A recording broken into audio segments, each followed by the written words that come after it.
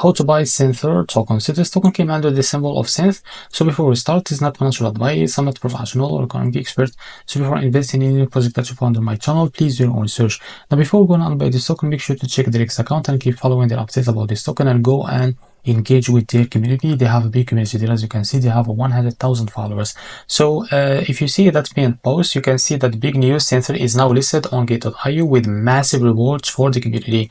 Now if you click on that post, and as you can see, click on this post, as you can see, if you want to claim the rewards, just click on this link, and as you can see, but before that, make sure to log into your account. Now if you click hold GT and claim free, now you can trade or purchase GT or deposit the GT on your account to be able to claim that rewards. Now after that, what you need to do, you can as you can see, the trading, it will be available in 12 p.m. and at the 14th January. So you need to wait until 14th January on 12 p.m. to be able to trade this token on Gate.io.